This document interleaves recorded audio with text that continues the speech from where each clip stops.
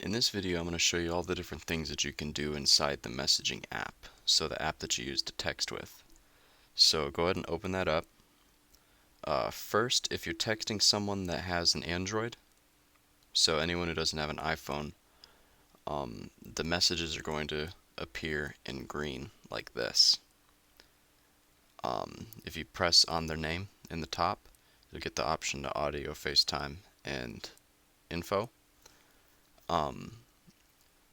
It says you can, or the audio means call. The FaceTime will likely do a audio call. It won't do a FaceTime call because FaceTime only works between iPhones, but it'll still attempt to call them with that FaceTime, but it'll only work as audio.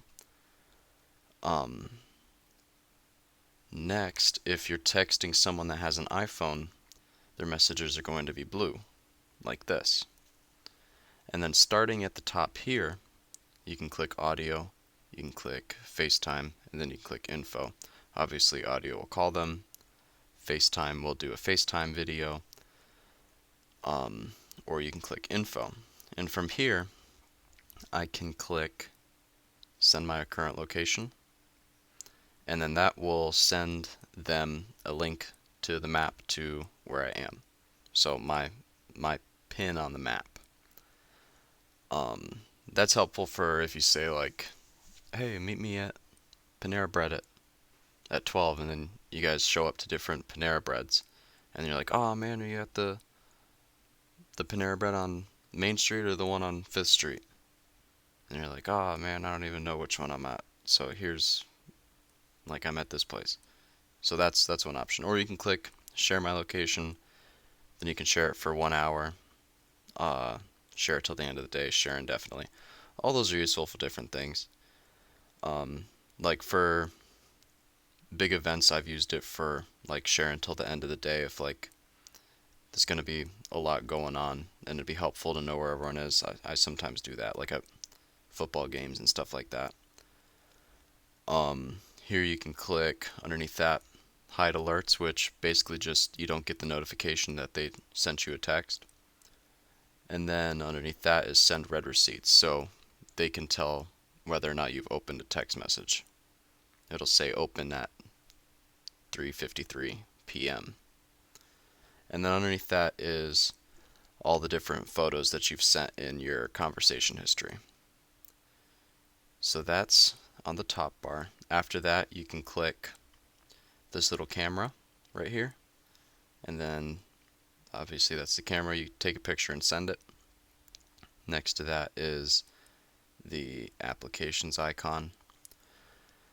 And then here is a list. For some reason, Apple it'll put a ton of different things in here. And I don't know why they even go in here because you don't really use any of these things. I've never used anything besides this Photos app or this Photos icon, which you use to send obviously photos, and this game pigeon. I really don't use anything else almost ever. So having all this thing cluttering up my screen is kind of annoying. So I'll just cover the ones that I think you guys might use. So first is all the way on the left is that photos icon, which you're probably familiar with at this point. And when you click on that, it just shows you like a few pictures, your recent pictures that you can send. After that is the apps, and this just pulls up a link to the App Store, so you can download apps from there. I think that's really just there for another way for you to buy stuff from them. Apple Pay, so you can click on that, and then if you owe someone $5, you can click on that and pay them $5. This is, I think they call them memojis. So it's just an emoji, but you make the face, I think. So here's me, and then I can send someone a picture of me with the emoji laugh. Or you can send with the animals. It's really silly. Yeah, it's really silly. I think those are pretty stupid. One thing that I do want to hit on is this game pigeon thing. This is pretty useful. Um, I like it because it's a good way to pass time. Like if I'm killing time at like an airport or something, you can pick on one of these games and then send someone an invite, and then they're pretty fun.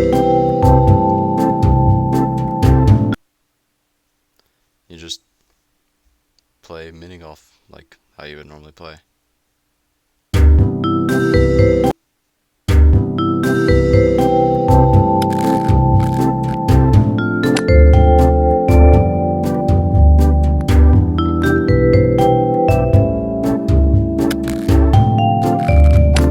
Ah, no, I'm bad.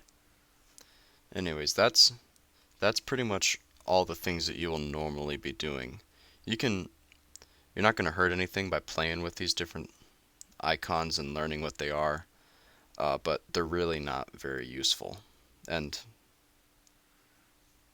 and I don't ever use them. I use my phone all the time, and I don't ever use those things. So if you want to invest the time figuring those out, um, send me a message and I'll make another video on that. But since I think they're stupid and I don't think anyone will use it, uh, I'm not gonna bother wasting time on it.